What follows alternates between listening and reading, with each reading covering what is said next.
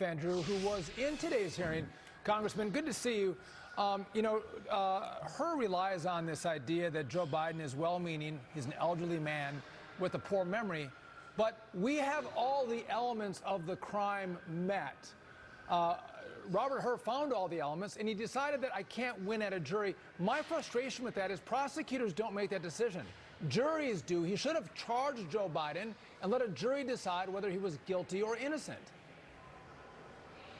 Well, he is old and forgetful. There's no question about that. But the takeaways here, and let's just really follow the trail, the takeaways are that he had these documents stored at 5 different locations, that one of the locations in Delaware, they were in a broken down box next to a collapsed dog kennel and some old pails and other paraphernalia. The truth is not only that, but that he was writing a book with a ghostwriter, and that he wanted to enhance his reputation to the world and to the country. So he did have a good enough memory to know that he had those documents, to know that they were going to use them, that he was going to get $8 million for doing this book deal, and that he was going to move forward with it. Bottom line also is there is a difference here between being a president and a vice president.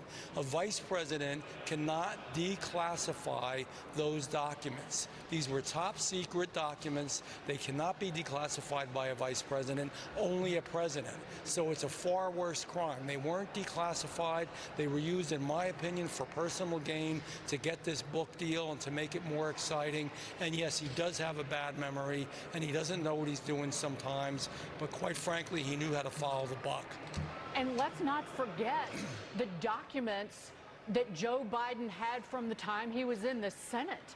And as a senator, he would have had to have removed those documents from a SCIF, and he himself would have had to have carried them out. So let's talk about not only the willful retention of classified documents, but the willful knowledge that he was breaking the law.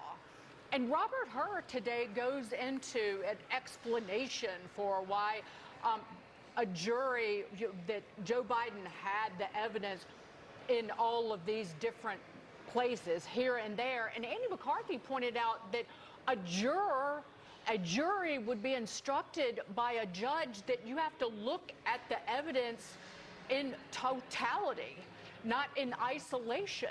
And it seemed like he was bending over backwards to explain why he did not bring charges and prosecute this old man. And the Congressman, the only conclusion I could come up with is he didn't want to bring charges against a Biden, and he didn't want to hurt his own reputation. So the best thing he could come up with was, well, he's old, because everybody knows that's true. And here's the deal. It's a 2-tier justice system. We've been talking about it with the plea deal for Hunter Biden, and now we're talking about it with this deal for Joe Biden. He's forgetful. He's in cognitive disrepair, so he's not responsible for anything he does. He knew how to collect the money. He knew how to do the book deal. He knew that he had the documents because he actually mentioned them on a recording with the ghostwriter that was involved.